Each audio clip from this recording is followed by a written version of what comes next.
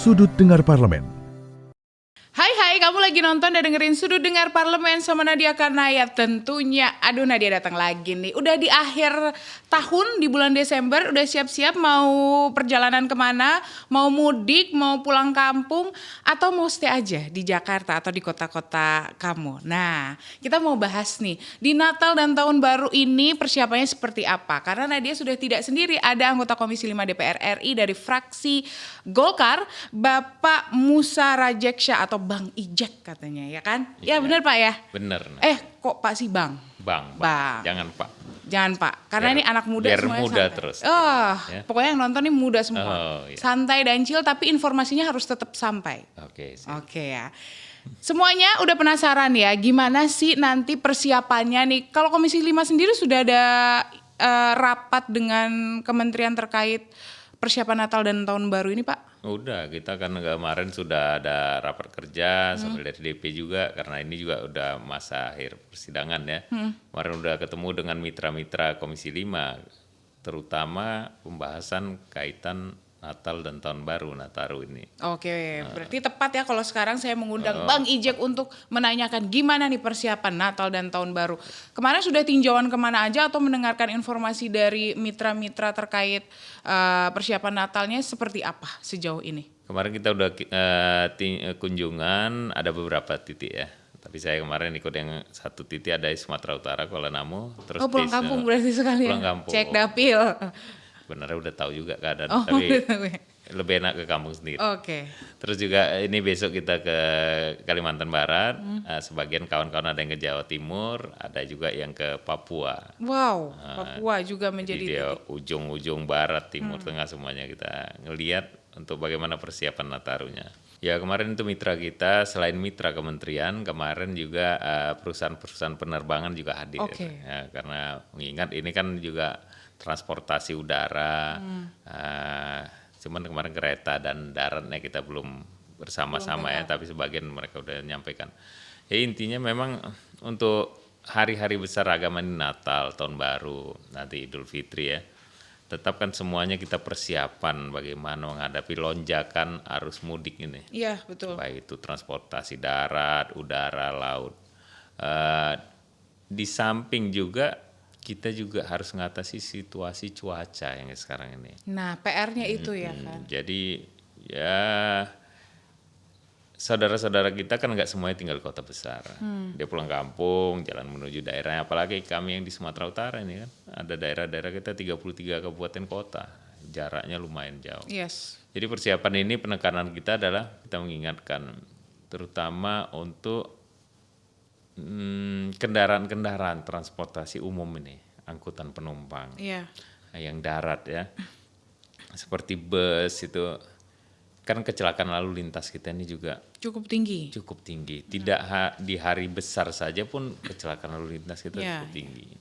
Jadi penekanan kita di situ agar pemeriksaan kendaraan ini juga benar dan sesuai aturan. Ya, kelayakannya ya berarti ini dari pemilik PO bus itu harus memastikan kondisinya ya Pak. Izin KIR itu kan untuk kendaraan itu.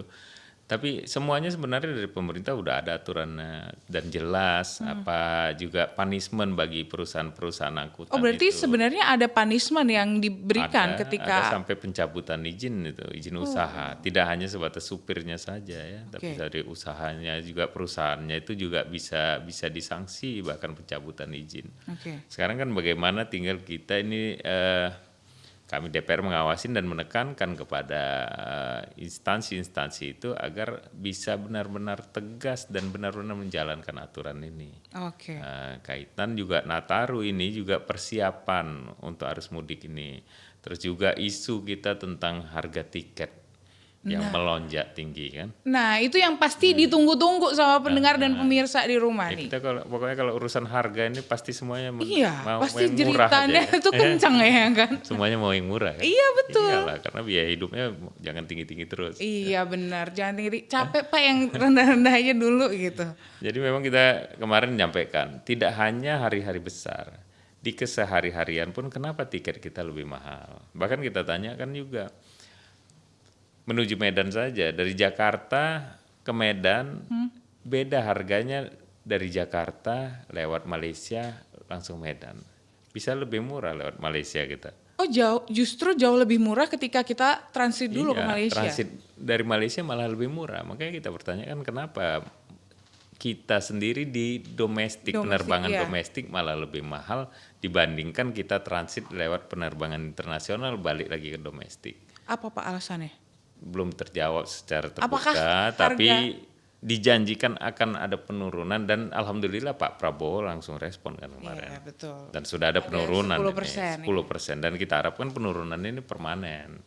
Jangan hanya penurunan untuk sebatas untuk hari-hari Nataru ini, tapi juga permanen dan bahkan harus benar-benar dievaluasi buat pesawat penerbangan itu untuk harga tiket ini yang sewajarnya berapa.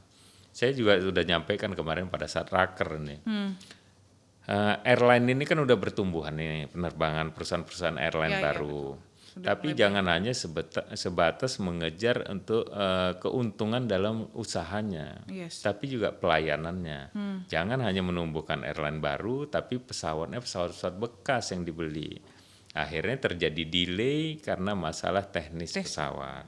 Yang dirugikan siapa? Kan penumpang. Terus kalau kita penumpang telat, pesawatnya ninggalin kita. Giliran pesawatnya telat kita suruh nunggu. Nah, terus nunggunya, kok gitu ya?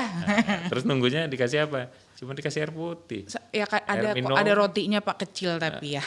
Kadang ada nasi kotak. Iya kan. Tergantung tujuannya. Tapi kalau dinilai berapa dengan harga tiketnya? Iya betul. Tidak terus sebanding. Tempat nunggu. Belum lagi bayi dan anak. Bayi, anak-anak dan ibu-ibu hamil kan. Ya ampun terima kasih ya Bang Ijek saat mendengarkan suara hati ibu-ibu yang punya anak kemana-mana ya kan. Tapi Pak dari 10% ini apakah yang sudah Bang Ijek dengar masyarakat sudah cukup terpuaskan dengan adanya penurunan 10% di harga tiket pesawat ini? Iya kalau dibilang puas pasti semuanya keinginannya kan kalau bisa lebih turun lagi, lebih turun lagi ya. Okay. Tapi paling tidak ini salah satu kepedulian dan pemerintah sudah langsung mendengar. Saya yakin setelah ini akan ada penurunan lagi karena tadi itu kita bilang kenapa perbandingannya tadi itu aja kenapa penerbangan melalui internasional kita bisa lebih murah. Saya yakin setelah ini, tapi ini karena waktunya kan kemarin tidak gitu lama, ya mungkin diambil penurunan 10%. Tapi kami sebagai DPR juga akan mempertanyakan lagi nanti setelah ini bagaimana tentang harga tiket di luar Nataru pun. Oke. Itu juga yang darat dan kereta apinya ya. Oke, nah saya mau melanjutkan pertanyaan. Kalau kemarin saya membaca dari Presiden ketika menyampaikan ada penurunan 10% ini adalah dipastikan kalau tidak merugikan perusahaan-perusahaan penerbangan juga. Tapi di sisi lain harga aftur kita itu masih yang paling tinggi. Kemudian harga tempat untuk parkir dari pesawat juga persewaannya cukup tinggi. Nah itu bisa menjadi PR. Apakah itu yang membuat harga ya karena itu masih tinggi akhirnya harga tiket pesawat di Indonesia cukup terbilang tinggi gitu. Tapi kita jangan dijawab dulu Bang. Si mbaknya udah berkode kalau harus break. Jadi jangan kemana-mana. Tetap di Sudut Dengar Parlemen.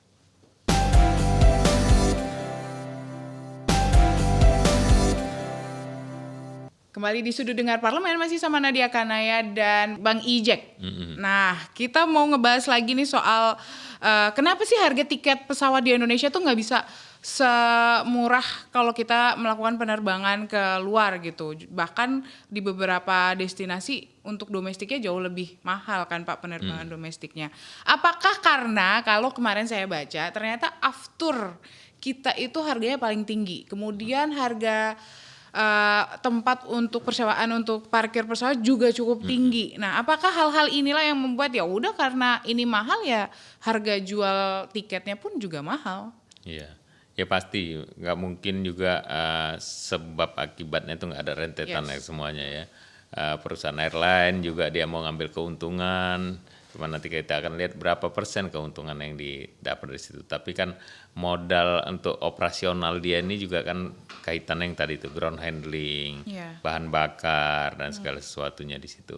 Ya kaitan ini pasti juga nanti kita akan lihat kenapa di negara tetangga lah kita bilang ya lebih murah. Nah, itu yang menjadi evaluasi karena ini kan pengelolaannya beda-beda.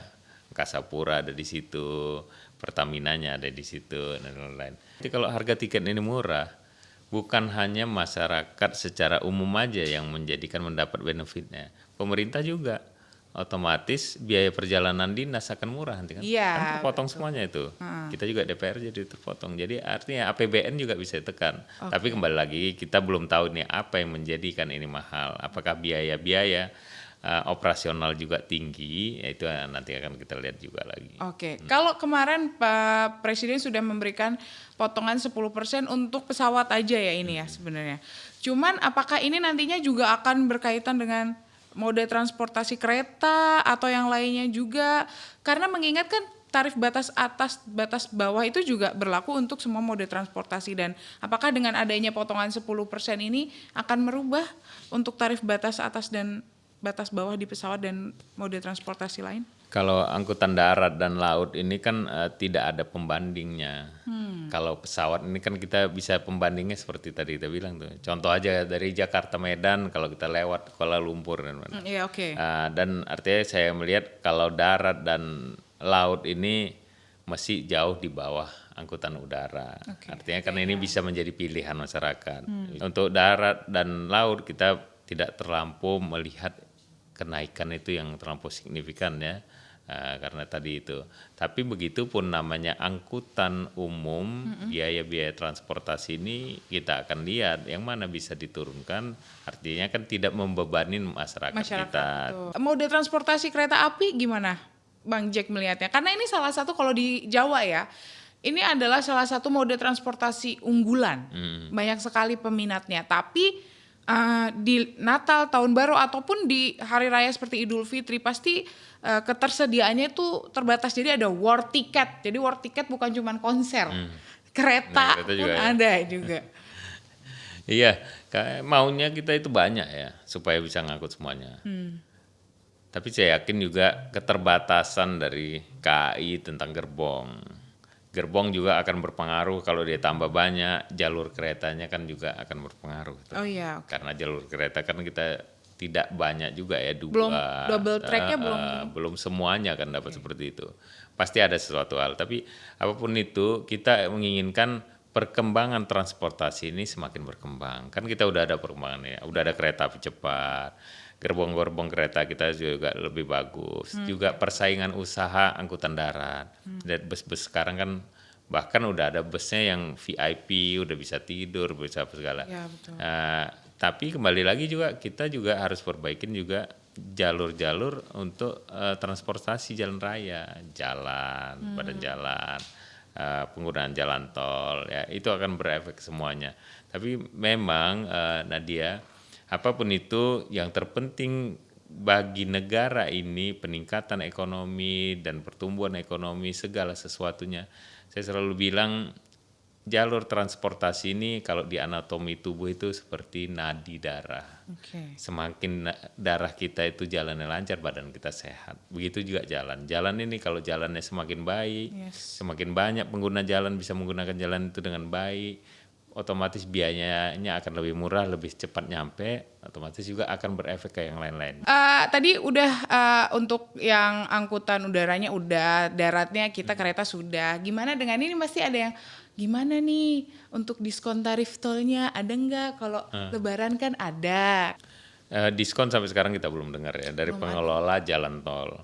Tapi penekanan kita kemarin kita juga kunjungan spesifik kejadian tabrakan beruntun di Cipularang. Kita ngelihat kenapa tabrakan beruntun, ternyata badan jalannya ada legokan dan segala sesuatu lah kita sudah sampaikan. Di situ juga kita sampaikan pada waktu itu, kenapa tarif tol kita ini kan ada peningkatan terus. Iya, ini baru aja kayaknya beberapa bulan yang lalu ya. Hampir setiap tahun ada peningkatan ruas-ruas jalan tol, beberapa ruas ada peningkatan.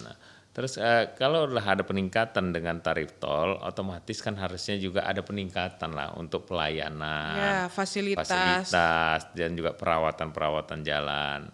Kenapa juga sekarang ini kita lihat kan kecelakaan ini tinggi. Jadi kembali lagi kayak saya bilang di awal ini semuanya ada rentetan berhubungan semua. Tapi kan tol kita ini sekarang ini ada swastanya di dalam. Pemerintah nyiapkan lahan, pihak swasta membangun tol. Artinya mereka juga ada hitung-hitungan untuk mengembalikan modalnya. Tapi ada juga tol yang sudah dibangun pemerintah yang lama. Nah, ini juga akan menjadi evaluasi kita nanti ke depan. Seperti apa sebenarnya kenaikan tarif tol ini? Apa akibatnya naik tarif tol? Dan bagaimana juga dengan kenaikan itu dengan pelayanan jalan tol untuk pengguna jalannya? Termasuk ini ya, Bang, kalau kita ke beberapa kali saya menggunakan jalan tol khususnya di daerah Jawa itu masih ada yang tanpa penerangan. Penerangannya sangat minim, ada pun minim gitu. Nah, hal-hal seperti ini kan kita ngelihat kondisinya jalan tolnya yang mungkin tidak lurus, mungkin masih agak berkelok-kelok. Nah, hal-hal ini kan juga dengan penerangan yang kurang ini resiko untuk terjadi kecelakaannya juga cukup tinggi sebenarnya. Nah, hal-hal ini apakah nantinya juga akan dibahas untuk disentil mungkin dari Pasti, pihak? Karena saya sendiri pun sering lewat tol kalau di Sumatera Utara. Ada penerangannya udah terang sekali. Dari tempat tinggal kita mau ke Bandara Kuala Namu aja banyak yang gelap jalan. Wah, ternyata. Jadi ini salah satu juga. Bukan hanya karena kita anggota DPR kita ngerasakan gak enak terus kita protes ya, bukan. Tapi kan kita kembalikan kita aja ngerasain kayak gini gimana. Saudara-saudara kita, masyarakat semuanya kan. Terus juga badan jalan tol kita lihat nggak semuanya juga yang mulus. Ada yang bumpy, itu ngomongin bumpy ini kan menyebabkan kecelakaan juga. Yes, betul. Apalagi yang bisa membuat genangan itu kalau hujan. Pas hujan kita kecepatan tinggi kena genangan air itu bukan hanya ada banyak. Nah, kita masih akan membahas persiapan jalan tol, masih akan membahas soal mode transportasi, dan kita juga akan membahas soal dimensi overload ini, si odol-odol ini ketika Nataru akan di stop kah atau seperti apa? Nah, jadi jangan kemana-mana, tetap di Sudut Dengar Parlemen.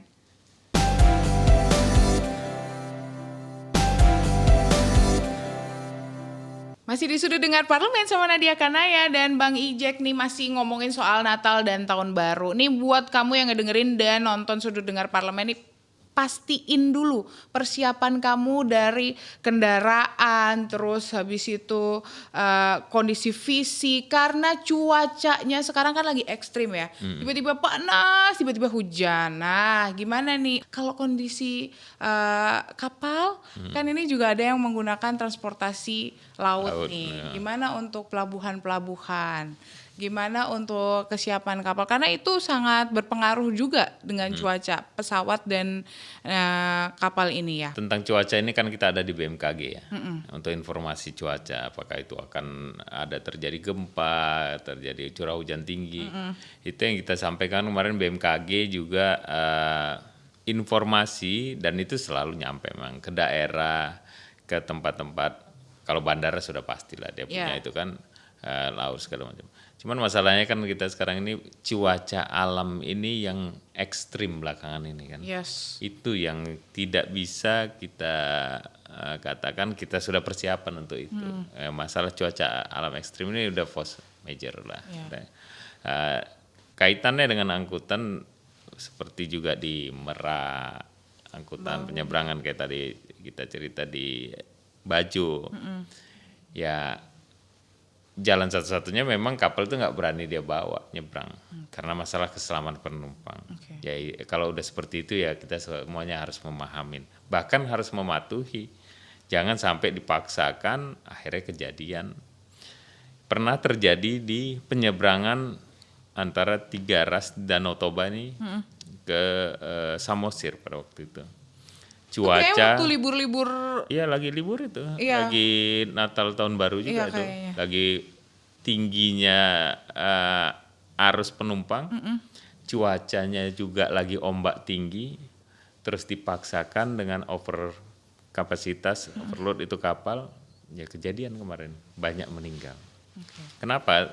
Terkadang itu si penyeberangannya ini ya kita nggak bisa nyalahkan semuanya ke pelayarannya. Dianya mau tegas, penumpang juga semuanya merasa ada kebutuhan yang penting ya terjadi itu di luar pengetahuan maksudnya ini. Terus juga BMKG juga dia kan bisa masyarakat umum juga mengetahui itu.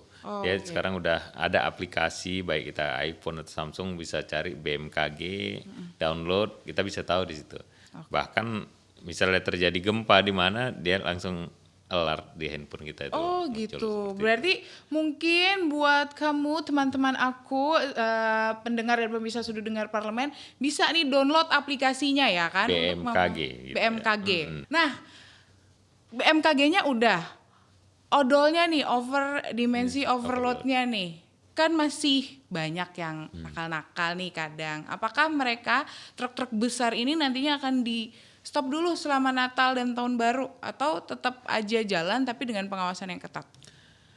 Tetap jalan pengawasan ketat. Tidak hanya untuk Natal dan Tahun Baru. Kemarin kita udah penekanan ke Kementerian Perhubungan, juga ke Kakor Lantas, kaitan kir kendaraan angkutan barang, kir kendaraan angkutan penumpang. Karena situ kan dicek semuanya tuh, kelayakan remnya, bagaimana, kapasitasnya dan segala sesuatunya. Ini tetap harus, bahkan di Natal Tahun Baru ini saya rasa ada, kalau kita di Sumatera Utara kayak kemarin, kebetulan saya pada waktu itu Wagub ya, malah di hari-hari mendekatin hari besarnya itu, pada saat hari hanya itu lebih diutamakan mobil-mobil penumpang dulu. Karena jalurnya kan 2 jalur, kita buka tutup ini supaya nggak terganggu karena banyak penumpang sana.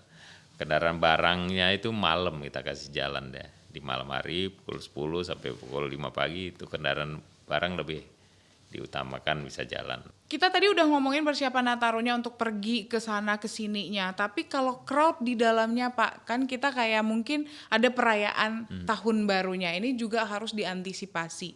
Nah untuk hal ini apakah sudah ada pembahasan juga mungkin kayak Transjakarta atau transportasi dalam kota ini juga harus memastikan untuk mempersiapkan masyarakat ketika ingin merayakan tahun baru mungkin? Ya, biasanya malam tahun baru ya. Ramenya itu kan perayaan malam tahun baru. Dan di kota-kota biasanya itu.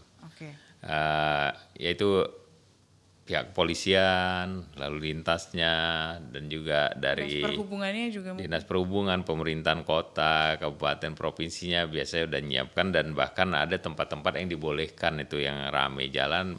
Tapi sekarang ini kita banyak menghimbau masyarakat kita udah jangan di jalan-jalanan. Nah, bahkan kita ngelihat lebih bagus perayaan itu ya bisa di rumah ibadah, tidak mesti di jalanan sampai jam 12 bikin trompet gini. Tapi kan ada juga yang masih merayakan itu ya, persiapan itu tetap ada. Jadi, bahkan pos-posnya kan di kota-kota juga dibikin pos Natal tahun baru itu dibuat.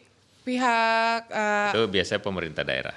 Pemerintah setempat. Di bandara ada pos Natarunya, di stasiun kereta, di pelabuhan, bahkan di jalan-jalan, bahkan untuk antara lintas kota kabupaten biasanya tetap ada di gabungan itu, polisinya ada, tentaranya ada, dinas perhubungannya ada, bahkan dari kesehatannya juga ada standby di situ. Berarti semuanya itu sebenarnya segala aspek yang mempermudah dan terkait keselamatan dari pemudik nantinya tuh sudah dipersiapkan oleh pemerintah dan dinas-dinas terkait ya, stakeholder terkait untuk kelancaran dan keamanannya ya. Sudah, tapi tetap kita tekankan, kita sebagai anggota DPR mengingatkan dan menekankan kembali, tetap harus ada peningkatan pelayanan, mengevaluasi yang tahun lalu apa kekurangannya, tolong sekarang lebih diperbaikin. Karena kan setiap tahun isunya tetap begini. Iya. Isu Natal tahun baru, jalur mudik yang melonjak tinggi, pelayanan untuk masalah angkutan, bahkan tadi itu antrian yang panjang karena masalah alam, cuaca dan segala sesuatunya, kurangnya juga angkutan-angkutan tadi itu yang baik. Terakhir nih Bang Ijek, kita udah di kode ternyata waktunya udah habis. Iya. Harapan dari Bang Ijek untuk masyarakat di perayaan Natal dan Tahun Baru 2024-2025 ini. Ya, saya ingin menyampaikan kepada kita semuanya ya, kita pasti ingin merayakan Natal dan Tahun Baru, tapi harapan kita janganlah ramai-ramai di jalan-jalan umum, jalan raya.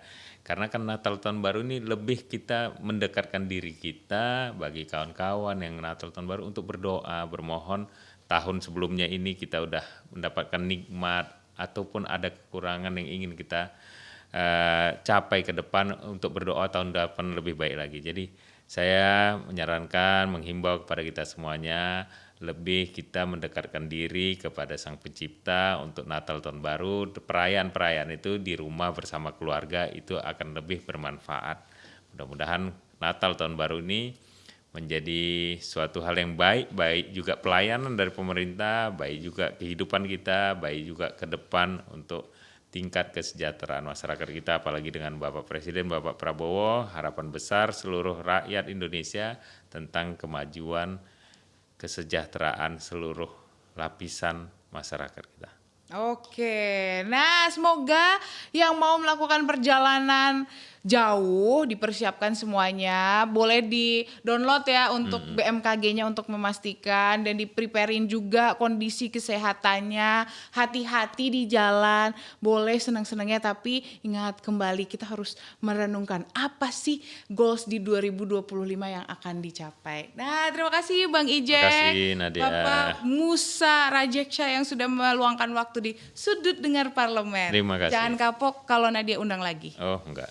Oke, siap. Terima kasih juga yang udah ngedengerin dan nonton Sudut Dengar Parlemen. Akhir kata saya Nadia Kanaya, Bang Ijek, dan kerabat kerja yang bertugas undur diri. Terus saksikan Sudut Dengar Parlemen episode selanjutnya. Bye.